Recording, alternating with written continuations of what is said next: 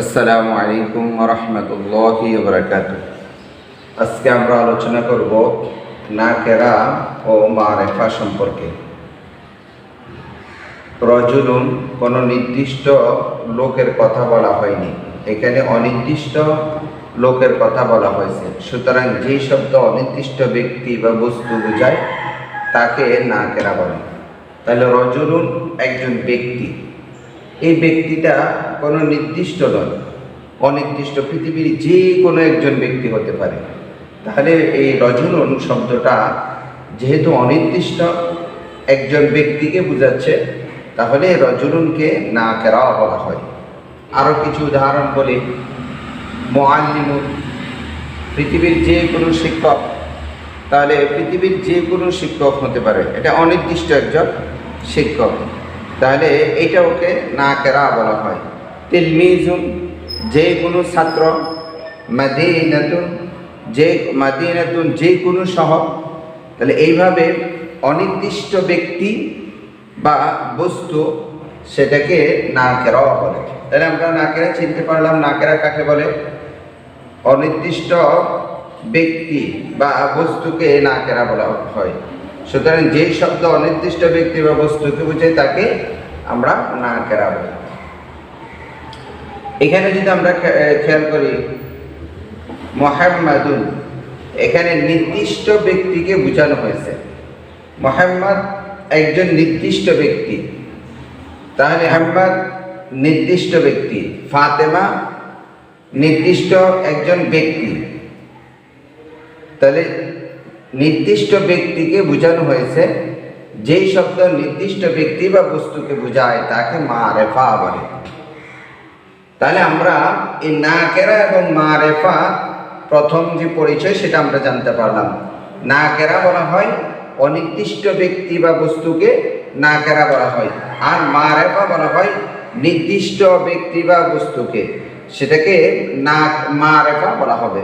নির্দিষ্ট ব্যক্তি বস্তু এগুলাকে কি বলা হয়? মারিফা বলা হয়। তাহলে আমরা মারিফা এবং নাকেরা চিনতে পারলাম। এখন এই মারিফাটা মোট 7 প্রকার। মারিফাটা কত প্রকার?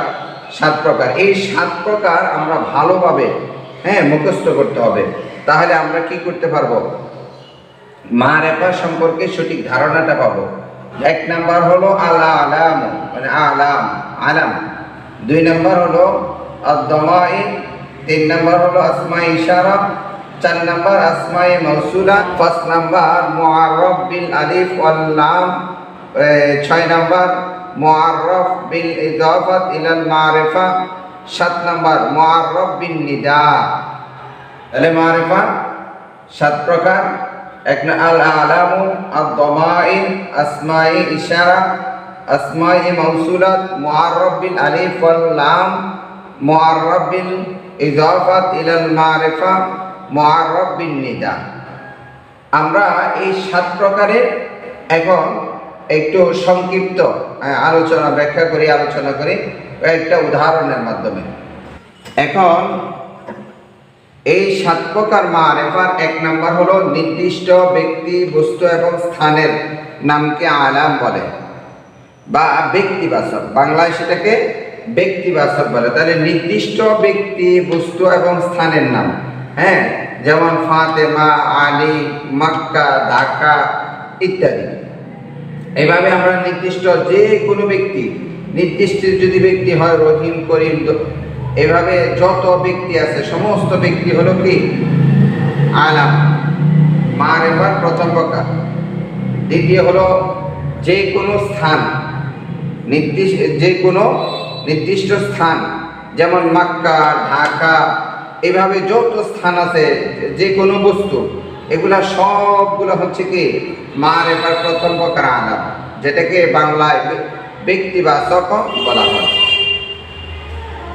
2 নাম্বার হলো সমস্ত জমির মারিফা।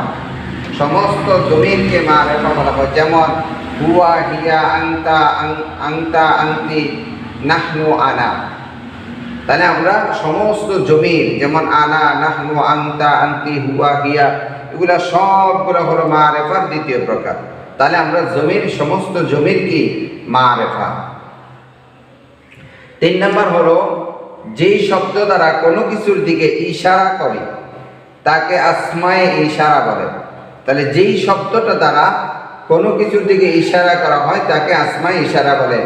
যেমন হাজা, হাজিহি, জালিকা, তিলকা। যেই শব্দ দ্বারা কোনো কিছুর দিকে ইশারা করে তাকে আসমায়ে ইশারা বলে। যেমন হাজা, হাজিহি, জালিকা, তিলকা। আমরা বলি জালিকাল কিতাব। আসমায়ে মাউসুলাত, আসমায়ে মাউসুলাত মারিফার এটা হলো চতুর্থ প্রকার।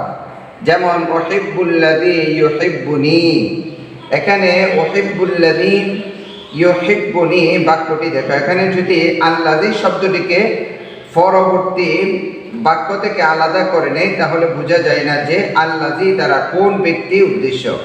কিন্তু পরবর্তী ইউহিব্বুনি বাক্যটি বুঝিয়ে দিচ্ছে আল্লাযী দ্বারা যে কোনো একজন ব্যক্তি উদ্দেশ্য নয়, বরং নির্দিষ্ট গুণের অধিকারী ব্যক্তি উদ্দেশ্য। তদ্রূপ খলিকাল্লাযী ইয়ানফাউকা বাক্যটিতে শুধু আল্লাযী দ্বারা বোঝা যায় না যে কোন জিনিসটি নিতে বলা হচ্ছে। পরবর্তী বাক্যটি বুঝিয়ে দিচ্ছে যে যে কোনো জিনিস নিতে বলা হচ্ছে না, বরং নির্দিষ্ট গুণের জিনিস নিতে বলা হচ্ছে। তাহলে বোঝা গেল আল্লাযী শব্দটি মারিফা, কারণ তার নির্দিষ্ট গুণের ব্যক্তি বা বস্তুকে বোঝায়। তবে তাহলে আল্লাযী শব্দটি হলো মারিফা। পঞ্চম প্রকার হলো মুআররাফ বিল আলিফ ওয়াল লাম, মানে নাকেরার শুরুতে আলিফ লাম। তাহলে আমরা যদি সহজভাবে বলি নাকেরার শুরুতে আলিফ লাম হলে, যেমন মাতা রজুলুন ওয়া কানা রজুলু সলিহান। তাহলে এখানে নাকেরার শুরুতে আলিফ লাম যোগ করে মারিফা বানানো হয়েছে, তাই তাকে বলা হয় মুআররাফ বিল আলিফ। এটি মারিফার পঞ্চম প্রকার। ষষ্ঠ প্রকার হলো মুআররাফ বিল ইজাফাতি ইলা মারিফা। সপ্তম প্রকার হলো মুআররাফ বিন নিদা। যেমন ইয়া ওয়ালাদু, এখানে ওয়ালাদুন, ইয়া ওয়ালাদু এটা হলো মারিফা। যদি বলা হতো ইয়া খালিদু, তাহলে ইয়া খালিদু এটা মারিফা হবে না। যদি বলা হয় ইয়া খালিদু, তাহলে খালিদুন আগেও মারিফা ছিল, এখনো কি মারিফায় আছে। সুতরাং মারিফার জন্য ইয়া ওয়ালাদু এই শব্দটি হরফে নিদা যুক্ত হওয়ার আগে নাকেরা ছিল, এখন